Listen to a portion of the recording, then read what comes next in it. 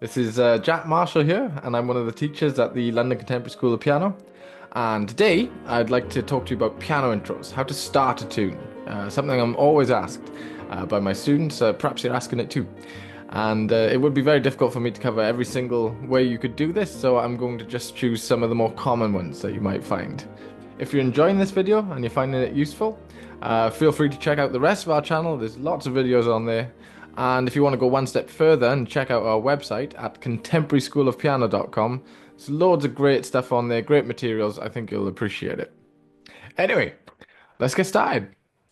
So like I said, there's many different ways in which you can start off a tune. Sort of depends on the context of the tune itself, as well as possibly the environment you're in. If you're in a jam session, you may not want to overcomplicate things, and you might want to do a relatively well-known introduction to a song to save it being too complicated with musicians you've not played with before. And I'd like to show you one of those now, actually. So I'm going to use the tune Bye Bye Blackbird for some of these examples. I'm not going to go into how to play the song itself. This is more about how you can start it off. So I will give you, however, some shapes in which you can get going with. Just a quick note here as well. The twos and the sixes of these turnarounds can actually be changed from major to minor quite easily. So just worth keeping that in mind. So let's just give you a quick example on how this could work. Bye Bye Blackbird, of course, goes... So one way in which you could start this off is, of course, this turnaround. So we could play it a bit like this. And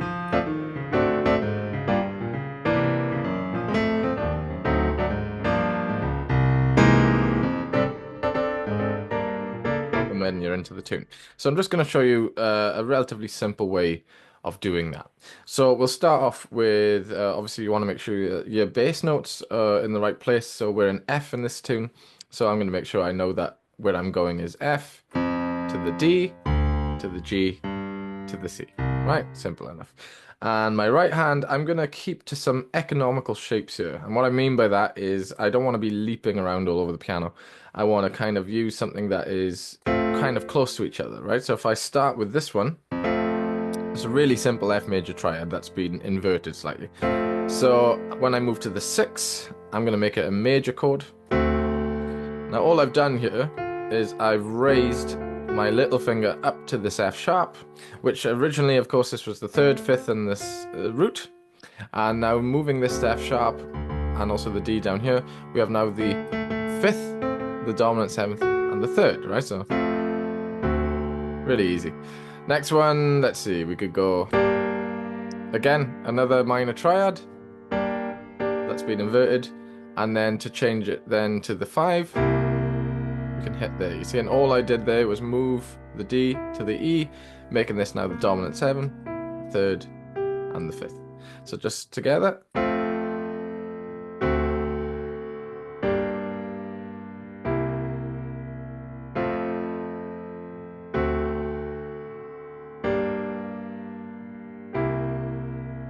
So like I said before, we can actually change the harmonies of the 2 chords and the 6 chords. So now I'm going to make the D a minor. So to do that, it's nice and easy actually, because if we do this, we can actually keep our shape exactly where it is. Because now this is now the 5th, 7th, and the 3rd, right? Making the G not a minor anymore, we're going to make it a major, so we'll just move it there.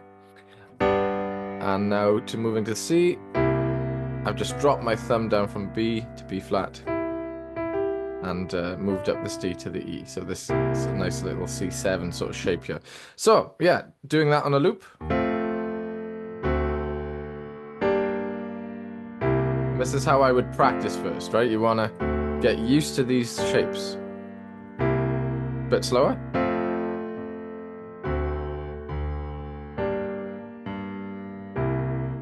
More time.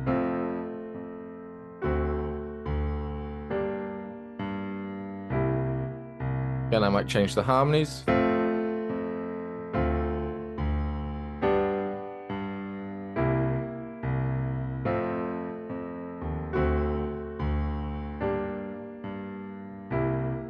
You see? And when you get a bit more comfortable with these shapes, you can of course do a bit more flash stuff. You can do walking bass lines.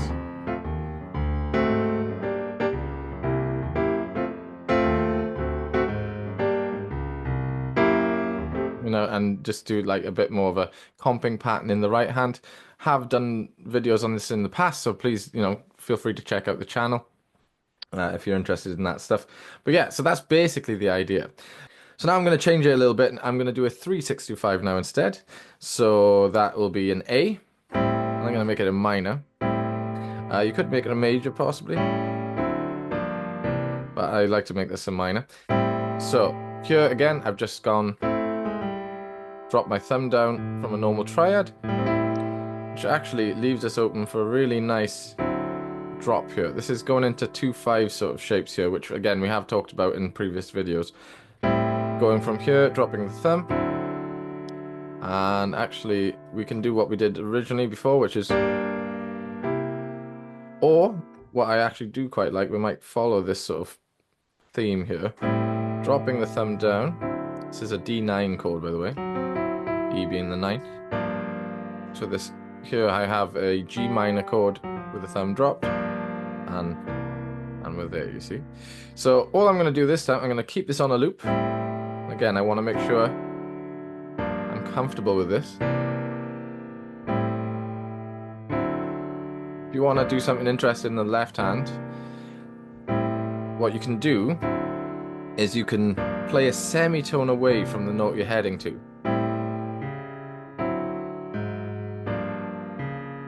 See what I'm doing?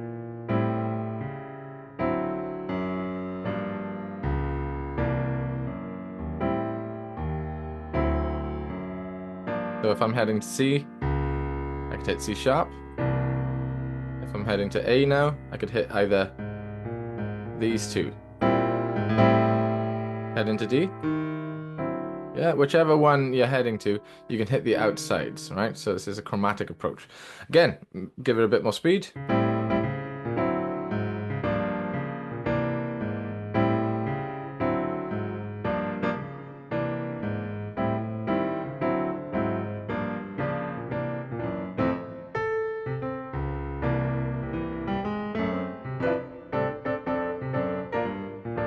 You see it, and then you're into the thing.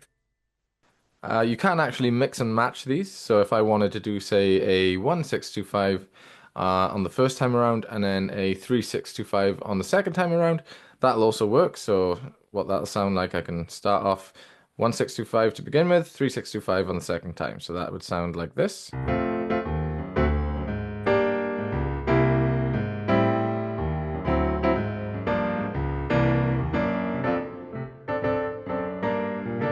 And then you're in, you see? So you can really play around with some of these, but I would first suggest just getting used to the shapes and just looping them a little bit so your hands know what they're doing. The other thing I think would be worth mentioning is pedals, and this is a relatively simple concept. Pedaling, in this case, meaning just holding down a specific bass note. It's quite common to do one of two bass notes, the most common probably being the fifth. So if you're an F major and you want to pedal, you would pedal the 5, so that would be the C. And there's a few things in which you could do on top. You could just, you know, you could literally just play the 5 chord.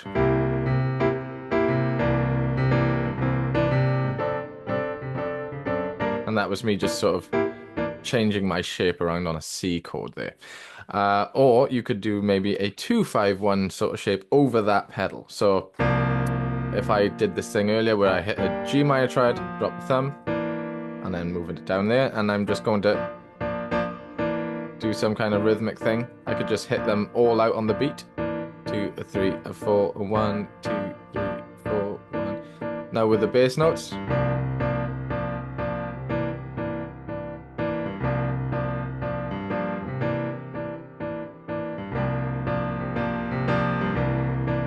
Bit of pedal.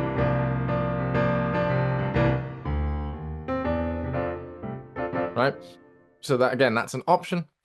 You can actually revert back to those turnarounds and just hold a pedal down in C for the whole thing. So I could do 1-6-2-5 or 3-6-2-5 in the right hand, but my left hand is being quite stubborn on that C, right? So that could be like, let's see, 1-6-2-5, then I'll do a 3-6-2-5 over that. So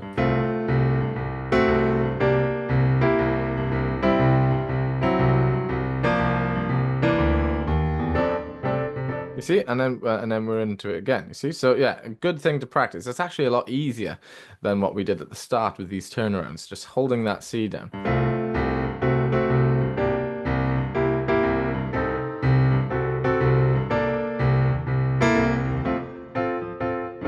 And then you're into the thing. So you can also pedal the root as well. It's probably worth saying this. I don't use this as much, but it is definitely an option. So I will just pedal F in my left hand, beg pardon. So yeah, that would, again, I could do a simple 2/5 shape over that.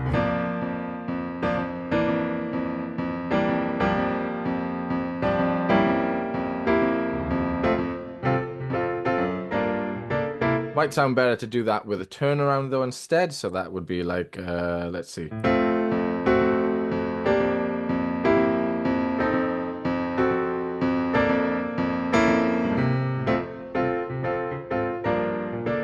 You see, there we are. Another option for you there. So the last thing I want to mention is, again, a really common way in which you can start off a song. Certainly hear this a lot at jam sessions, and this is where you take the last 4 or 8 bars, or possibly the last section or so, depending on how long that is, as an introduction. So if we were to look at Bye Bye Blackbird's last 3 bars, we take, say, the last 4 bars or the last 8 and play them as an intro. And you can do this in time, so it's like it has the pulse of the tune that you're hitting, or you can do this in a more free rubato sort of way.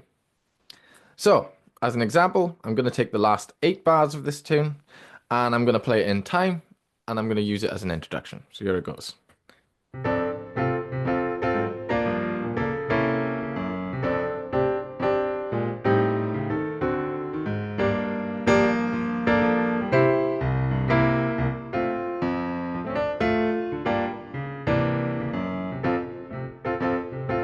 And then we're in, you see. I could take the last 4. And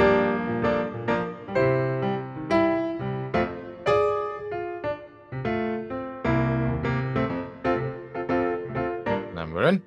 Now I could take the last 8 bars again and play it much more rubato, so a lot more free of time.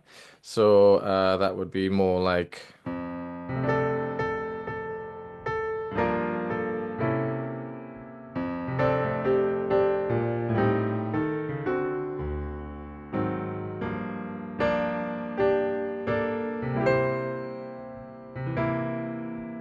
pedal it, turn around.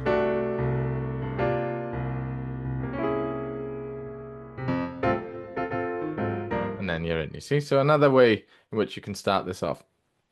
Now, before I leave this, I should say that a lot of these tunes have very common intros known for them.